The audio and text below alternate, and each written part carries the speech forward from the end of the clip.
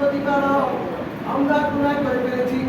রব্বানা যালামনা আনফুসানা, আমরা আমাদের নফসের উপর গুনাহ করে ফেলেছি, জুলুম করে ফেলেছি, অত্যাচার করেছি, হারাম ভক্ষণ করেছি, আত্মীয়তার সম্পর্ক ছিন্ন করে দিয়েছি, মানুষের সাথে খারাপ আচরণ করেছি, নামাজ ছেড়ে দিয়েছি, রোজা ছেড়ে দিয়েছি, এসব বিভিন্ন বিষয়ে গুনাহ করে আমি আমার নফসের উপর জুলুম করে দিয়েছি। রব্বানা যালামনা আনফুসানা ওয়া ইন লাম তাগফির লানা, মাবুদ তুমি যদি আমাদেরকে ক্ষমা না করো, ওয়া তারহামনা এবং আমাদের উপর রহম না করো, তাহলে আমরা ক্ষতিগ্রস্তের অন্তর্ভুক্ত হয়ে যাব, জাহান্নামের অন্তর্ভুক্ত হয়ে যাব।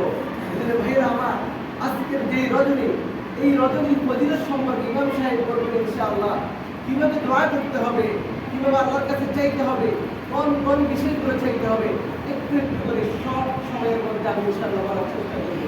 সর্বপ্রথম আমাদের জীবনের সকলের জীবনে কিছু না কিছু গুনাহ আছে, অবশ্যই সবাইকে স্বীকার করতে হবে। আমরা কেউ মাসুম না, শুধুমাত্র নবীরাই মাসুম।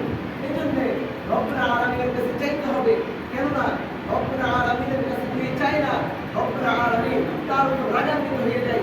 বিশ্বনবী মুহাম্মদ রাসূলুল্লাহ সাল্লাল্লাহু আলাইহি ওয়াসাল্লাম বলতেছেন, মান লাম ইয়াসআলিল্লাহ ইয়াগদাব আলাইহি, ও আমার উম্মতরা, যারা আমার আল্লাহর নিকট চায় না, যারা আমার আল্লাহর নিকট ক্ষমা চায় না, যারা আমার আল্লাহর নিকট অভাবের জন্য চায় না, যারা আমার আল্লাহর নিকট অসুস্থতার মধ্যে সুস্থতার জন্য কামনা করে না, যারা আমার আল্লাহর নিকট সচ্ছলভাবে চলার জন্য কামনা করে না, রব্বুল আলামিন তাদের উপর রাগান্বিত হয়।